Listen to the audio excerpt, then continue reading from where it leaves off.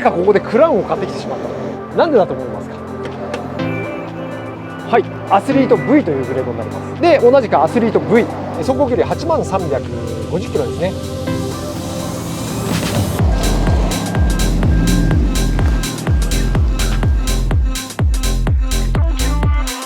はい、じゃあよし君やりましょう。はい、こんにちは。こんにちは。今日は2月の5日、時間は11時40分。気温はね、アップルウォッチの調子が悪いからちょっと出てこないんですけど、はい、10度ぐらいですか。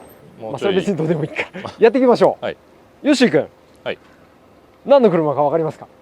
クラウンじゃないですか。クラウンですよね。はい。何を血迷ったのかクラウン買ってきました。あんまここで見たことないです。あんまここで見たことないよね。はい。そうなんですよ。もういよいよちょっとスポーツカーも枯渇してきたので、あ、そういうことで。セダン屋さんでもやろうかな。大丈夫なんですか、それで。大丈夫なんですか？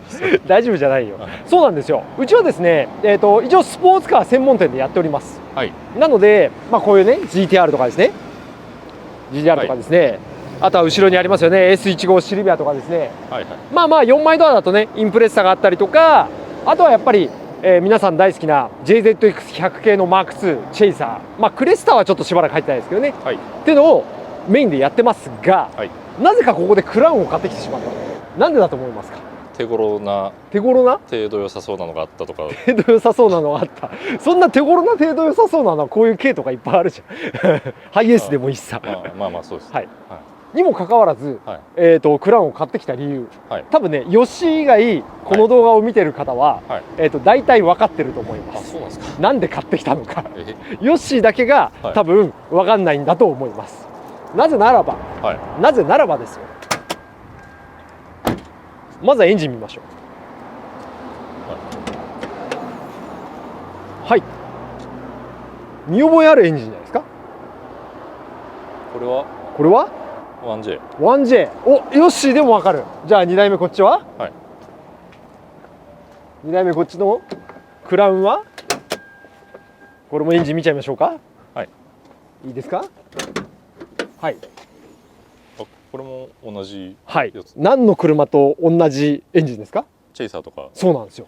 まあ 1JZ 大好きな人世の中たくさんいますよね。僕も含めね。はい、でクラウンの中で、はい、アスリート V っていうグレードにだけ唯一積まれたエンジン 1JZGT チェイサーとか、はい、マーク2とかまあソアラベロッサ、あそこら辺とかと同じですね、と同じエンジンが積まれてます。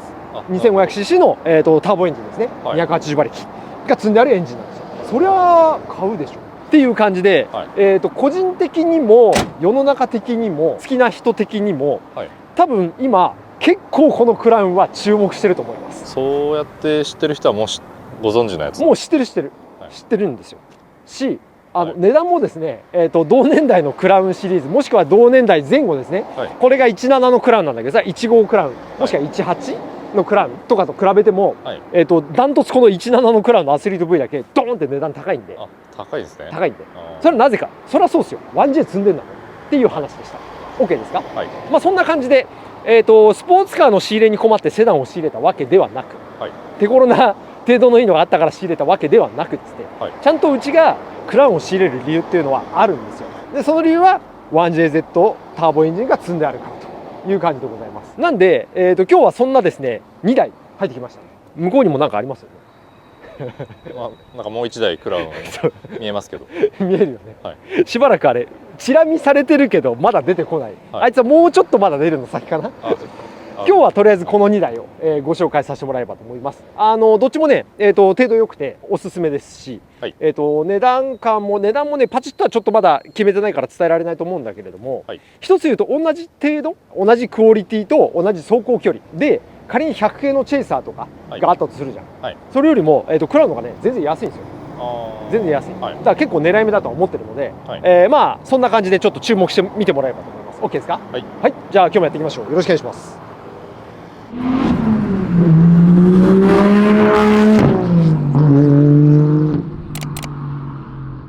じゃあよし君やっていきましょう。はい、の前に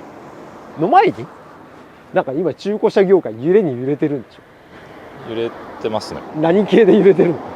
なんかオークションオークションオークションのトラブルなのかオークショントラブルなのかちょっと分かんないですけど、ちょっとわかんないけどそう修復歴絡みで修復歴絡みでどうこうっていう揺れてるよね揺れてるよね、はいまあなんか僕もある程度ちょっと見てますけれども、はいなんか実際今回誰も悪くなさそうみたいなうんまあ結局一般のお客さんはさはいやっぱりこれ難しいね伝えるのがねやめとくこの話題そういう話題話すチャンネルでしたっけいや違うねそうだね確かにいやよしいいこと言ったうちはYouTuber でも何でもないからさ、はいただ普通に真面目に商売やってるだけなんで、そうですよね、普通にやっていきましょう、はいただ一つじゃあ最後に言おうかな今の話って、まあ、揺れに揺れてる、中古車業界修復歴があるはずの車がなかったないはずの車があったまあそんな問題があって、はいまあ結局最終的に、一般の消費者の方がはいないと思って買ったのがありだった、まあ、これが一番最悪なケースだよねそうですねそうだよね、はいじゃあその時にどう対応するかみたいなのありますけれどもはい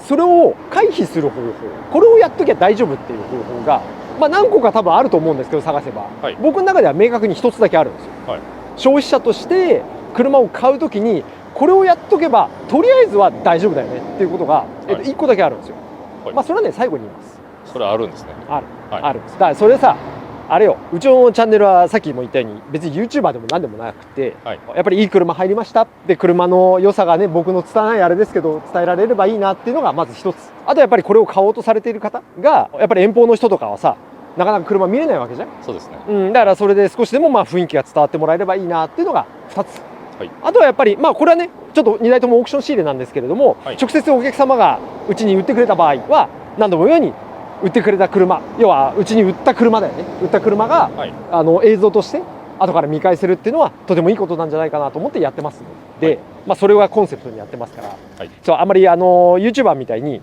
時事ネタを取り上げてね、はいちょっと特集組んだりとか、まあ、そういうのはちょっと得意じゃないので、はいまあ、普通に粛々とやっていきましょうって感じそうですね OK ですね。はいじゃあ、ちょっと前置き長くなりました。第一弾の動画は簡単にちょっとご説明させてもらいます。はいで、これも2本に分けて試乗をします。市場もこっちはちょっと車検ないから試乗できないんだけど、はいこっち車検残ってるんで、はいこれちょっと試乗しようと思います。OK ですか？はいはい、やっていきましょう。じゃあですね、まずは1台目。こっちのシルバーの方からいきますか。はいはい。こちらのシルバーのクラウンですね。平成14年式3月登録、はい2002年式になりますね。のクラウン。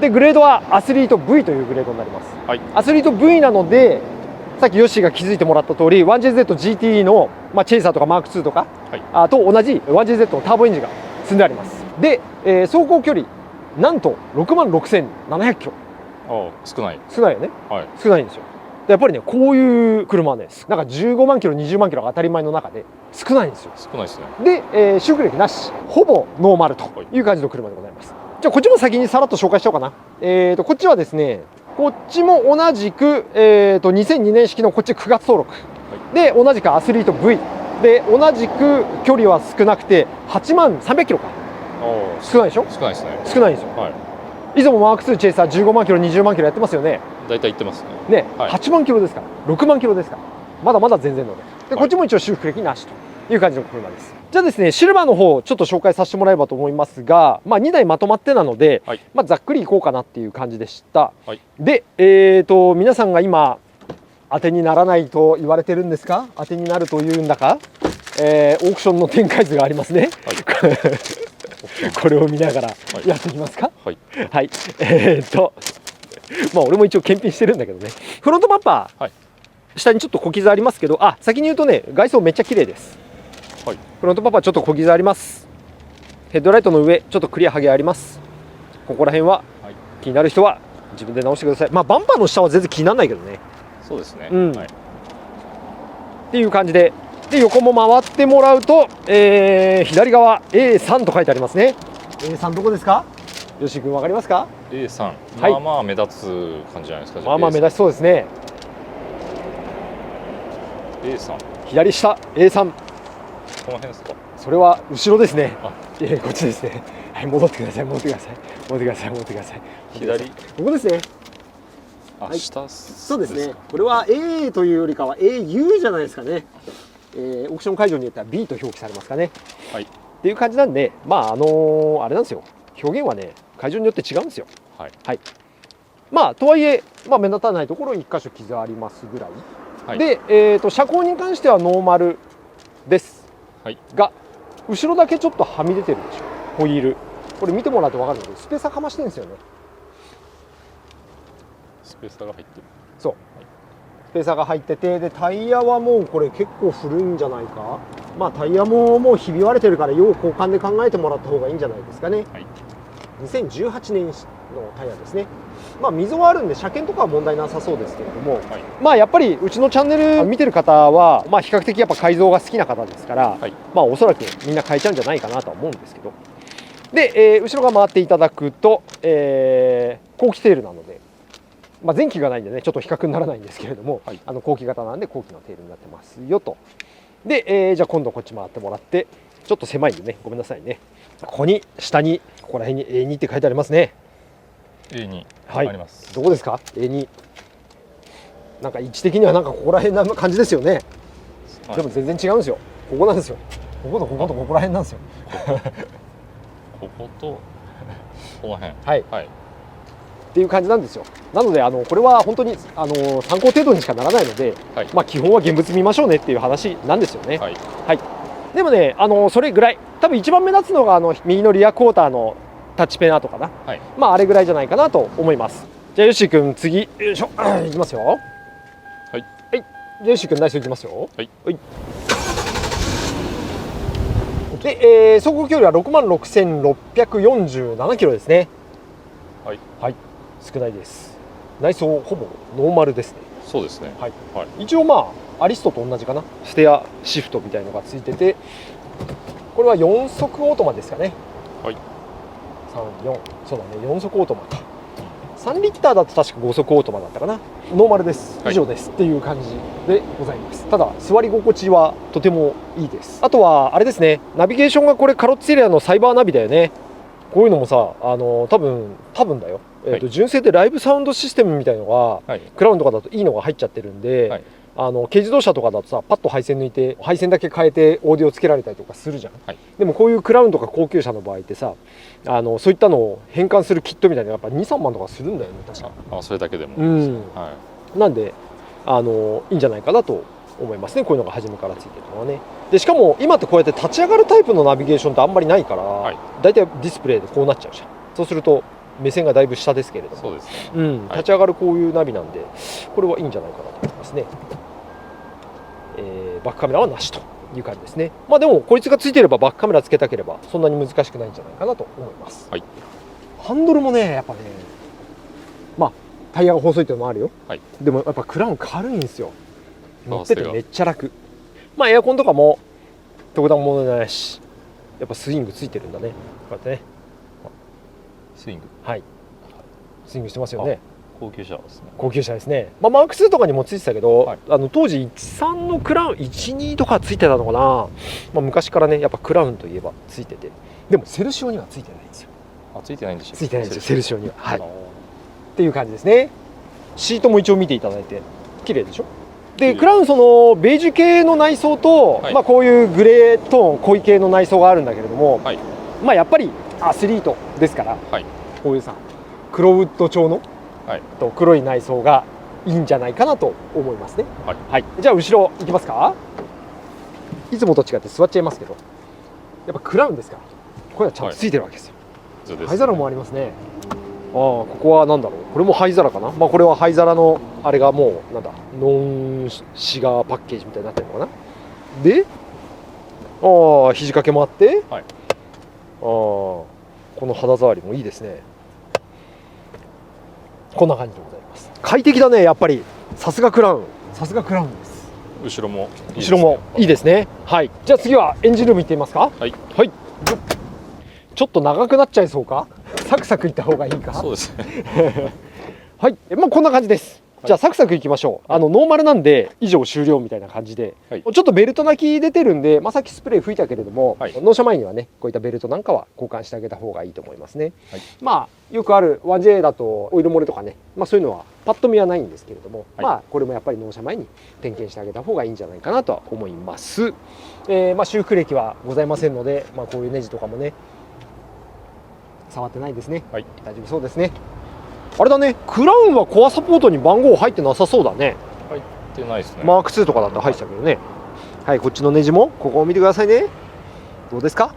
触ってないですね。はい、大丈夫ですね。はい、っていう感じでございます。まあここだけじゃないけどね、見るのはね、まあそんな感じでした。はい、 OK ですね。はい、はい。あ、でもなんかあれだな、これヘッドライトは一回は空割りしてんのかな。ほら、あ、そういう跡はありますうね。んね、はい、まあ、別にステー折れてないし、もしかしたら曇り取るのかな、曇り取ったのかな。でこれも分かんないけど、上からクリア塗ってコーティングかけたのが剥がれてるのかな、なんかそんな気がするね。はい、うん、よしと。じゃあ1台目はこんなところにしましょうか。はい、はい。でですね、じゃあ2台目いきます。はい。多分見てる人はこっちの方が気になると思う。やっぱりかっこいいじゃん。もう色だけでかっこいいですね。だよね。はい、そうでですね、こちら2002年式のクラウンですね。8万キロぐらいの車でアスリート V になりますと。はい、でクラウンアスリートですね、この黒のボディカラー、はい、実は後期からしか設定ないんですよ。あ、そうなんですね。そうなんでトヨタってあれだよね、黒当時純正色で設定しなかったのかね。チェイサーも黒設定ないからさ。そうでしたね。そう、はい、で、クラウンもですね、実は前期はなんていう名前だっけな、忘れちゃったけど、ダークグリーンだったら設定はあったんですよ。なんだけど黒の設定なくて、はい、で後期からこの202の黒の設定があったんで、はい、純正のブラックのボディを求めようとすると後期型しか選べないんですよ、アスリート V って。でしかも俺も当時これ新車で売ってた時って、はい、車屋さんで働いて 2,3 年目ぐらいだったかな、はい、なんだけども、やっぱりクラウン買う方って皆さんおじさまだったんで、はい、やっぱりねシルバーとか白とかが多かったんですよ。だからね黒をこうやって乗る人ってあんまりいなかったんだよね。っていうのはあるんですけど、まあ、これだからその中でも珍しい純正ブラックのボディです。で、外装を見てもらうと、はい、まあ、これが純正オプションのリップスポイラーですね。はい、と、グリルをブラックアウトしてちょっと渋くかっこよくしてますね。はい、こっちはヘッドライト綺麗だね。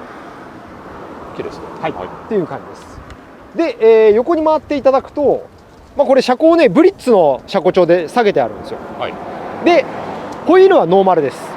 で爪をカットじゃなくて折り曲げか、爪折り曲げしてあるんだけれども、はい、まああれだよね、もともとは別の太いホイールを履いてたっていうのは、まあ容易に想像できるんじゃないかなと、そういうことです、いう感じですね。はい、ここまで OK ですか。はい、で、次ですね、エアロですね。はい、エアロに関しては、サイドスポイラーがですね、ここ見てもらうと分かるんですけど、エボリューションって書いてありますよね。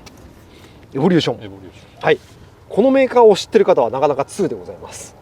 これもうメーカーさんなくなっちゃったかな、確か。はい、そうエボリューションっていうメーカーで、その後にねオートクチュールっていう別チャンネルで、エアロとか出してたんですけどね、はい、ちなみに僕の人生で初めて装着したエアロはこのエボリューションですから。あ、そうなんですか。18、19かな、はい、ぐらいの時にクラウンマジェスタ乗ってたんですよね。でその時にこのエボリューションのキット組んで乗ってたんですけれどもね。でまあエボリューションのサイドとリアはねちょっとこれ分かんないけど、多分これもエボリューションじゃないかなと思うんだよな。違うかな、分かる人いたら教えてくださいって感じです。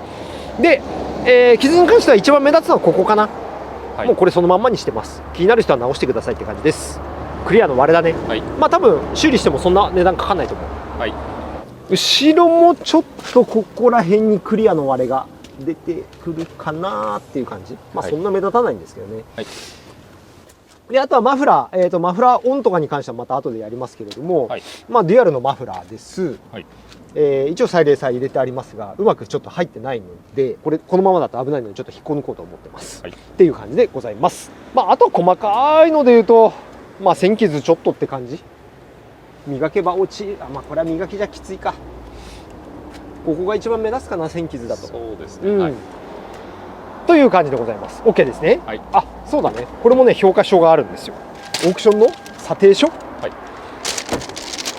こんな感じですね。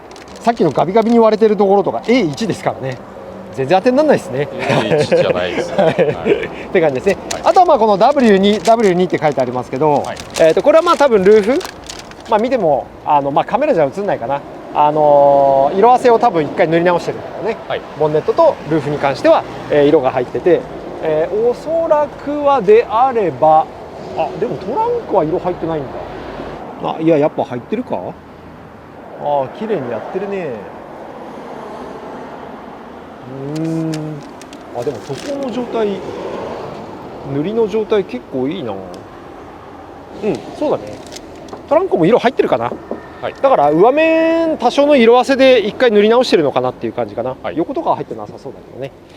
じゃあそんな感じでございます、はい、これも中さっくりいきましょうか。はい、はい、ね、はい、編集大変だからね。そうですねそうですねちょっとうるさいね。やっぱそうですね、音出てますね。はい、はい、走行距離8万350キロですね。はい、はい、これねオークション会場から乗ってきたんで40キロって書いてあるけどもっと乗ってるんだよな。100キロぐらいはもう乗ってるんだけどね。はい、で後期型なんで、イモビライザー付きのセキュリティが、標準装備になっておりますという感じでございます。こっちもねダーク調の、内装になっていて、でこっちはディスプレイオーディオですね、はい、が入っているという感じでございます。こっちはあれだね、純正のナビだね。エアコンとかもタッチパネルこうなってますね。はい、これでもなんか壊れたら厄介だからなくてもいいよね。結構色あせが出ちゃったり焼けちゃったりする車も多いんですけれども、はい、まあそんな感じでした。はい、じゃあ運転席の状態見ていただいて、はい、大丈夫ですか？シート綺麗です。はい、はい、でこれはあれだね、後ろにフィルムは貼ってあるけど、はい、横は素ガラスだけどちょっと反射してる高級車っぽいガラスですね。紫外線カットガラスでも入ってるんですかね。はい、はい、まあ、後ろもこんな感じで綺麗ですね。はい、OK ですか？綺麗です。はい、はい、こんな感じでございました。はい、じゃあ次はエンジンルーム行ってますかね。よいしょ、もうかけっぱでそのまま行っちゃいましょうかね。でもこの車もエンジンルームはほぼノーマルです。社外品でついてるのはトラストのオイルフィラーキャップぐらいですか。あ、これぐらいです。それ以外は特に何もついていなくという感じですね。はい、よっ、エアクリーナーのフィルターも汚ねえな、これ変えた方がいいね。だけどノーマルですね。はい、なのでまあ前乗ってた人とかはどっちかっていうとチューニングっていうよりかはやっぱりドレスアップの方向ですよね。はい、っていう感じで、まあ、乗られてたんじゃないかなと思います。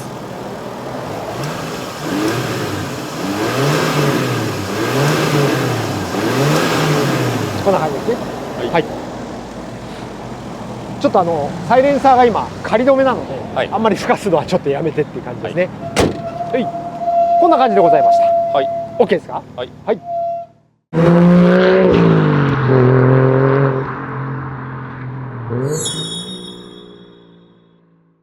はい、じゃあヨッシー君、今日紹介させてもらったのはこちら2台ですね。はい、ヨッシー君、なんで僕がクラウン買ってきたか分かりましたよね？分かりました。なんでですか？エンジンがやっぱりみんな大好き、みんな大好き 1J のエンジンが積まれてるということで、積まれてるということで、はい、そうですね、はい、1JZGT のターボエンジンが、積まれてるから積まれている唯一の、クラウンアスリート V ということなので、2台買って用意してきましたという感じでございまして、それ以外にも向こうにも1台あったりとか、実はねあともう1台入ってくる予定があるんですよっていうところがあるので、はい、もう買い漁ってるという感じでございます。はい、いつも言うようにね、まあ、株でも為替でもそうですけれども、はい、まあ、為替はちょっと違うか、まあ、株なんかで投資とかそうですよね、はい、上がりきったところで買うのはどうなのかなっていうところありますよね。はい、やっぱり上がる可能性があるものを買う方がいいですよね。はい、で可能性があるものも上がる可能性と下がる可能性ももちろんありますけれども、はい、まあ、それをこう天秤にかけた時に上がる可能性の方が高いものを買った方が、まあ、確率論的な話になりますけれども損しないんじゃないかなっていうことで、この車に関しては上がる可能性がありますよね。そうですね。そうですよね。はい、なぜならばこの車は2002年式ですよね。はい、2002年式ってことはあと25年経つまで2年ぐらいあるわけですよね。はい、っていう感じなんですよ。もうなんなら2年間売れ残っちゃってもいいんじゃないか説そうですよねっていうのもあるんですよ。はい、まあそんな感じなので、まあ、買うなら今じゃないかなと僕は思ってます。 OK ですか？はい、はい、で、これで第1弾の動画はおしまいで、はい、で第2弾の動画はこっちだけ車検残ってるんで、はい、じゃあクラウン乗り味どんなもんなのっていうところをちょっと乗っていきましょうという感じでございます。 OK ですか？はい、はい、じゃあ一旦今日はこんな感じで終わっていこうかと思います。1個質問なんですけど、はい、さっき修復歴どうこうっていう話のところで解決策あるっていうのを言ってたんで、はいはい、第1弾で言った方がいいですか？一応それだけなるほど、はい、了解しました。細かくはね第2弾で話すわ。はい、そうですねでも、はい、一つだけ言うと、はい、ローンで買っとくっていうのが一つ防衛策になると思います。消費者からするとローンで買う、キャッシュがあったとしてもローンで買う、はい、これが一つの大きな防衛策になると思いますと、はい、ローンで買ってなんでそうなるの、じゃあローンで買ってその後どうしたらいいのっていうのはまた第2弾の動画で言いましょうかね。はい、OK ですか。わかりました。はい、はい、じゃあヒントはそんな感じで、やっていきましょう。次回もよろしくお願いします。本日はご視聴ありがとうございました。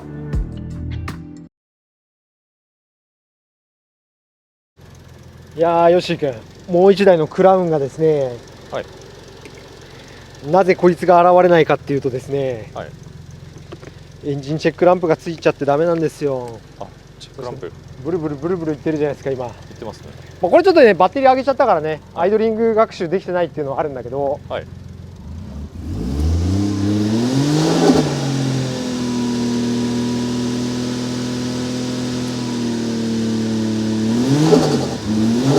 ょっと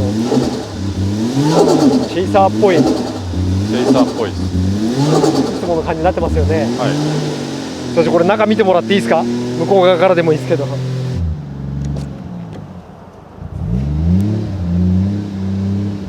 マニュアルになってるんですよね。マニュアルですね。そうなんですよ。だからこれはちょっとね、配線がちょっとダメで、はい、エンジンチェックランプがついちゃってて、はい、で逆にそのなんて言ったらいいんだろうな、ついてた方が調子いいんですよ。でエンジンチェックランプを消すような配線ハンダゴテでやってあったのがグズグズになってて、はい、でそれでやり直したんだけど、エンジンチェックランプを消す配線をつなげるとなんかどっかのリレーみたいなのが悪さしてアイドリングがすっげえばらつくのよ。だからこれをねどうしようかなと思って、もう早1ヶ月結構経ってます。結構経ってる。もう後回しにしてたらもう後に回しすぎちゃってバッテリー上がっちゃったでしょ。あー止まっちゃうな。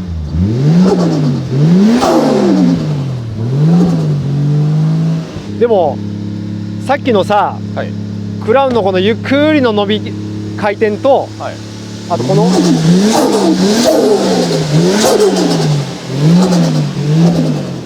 クラウンでもこのポテンシャル持ってますからね。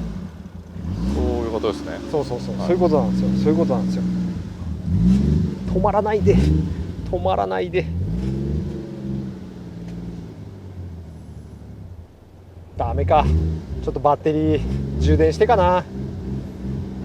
まあこいつが登場することがあるのかないのかちょっとわからないですが、まあ見守っててください。もしかしたら、はい、登場しないかもしれないです、ね、登場しないかもしれない。このまま登場しないかもしれない。いやこれ俺ちょっと乗ろうと思ったんだよね。乗ろうと思ってさ、やっぱ自分の車だとさ、はい、急にザルになるからさ。そうそうそう。まあマニュアルまあ大体でこんな感じでいいかなと思って買ったらやっぱ大体じゃダメだったみたいな、そんな感じなんだよね。はい、まあそんな感じです。はい。あでもそっとほら、そっと一応じゃあいつか期待しとく感じで。しとく感じで。はい。って感じでした。はい。以上おまけです。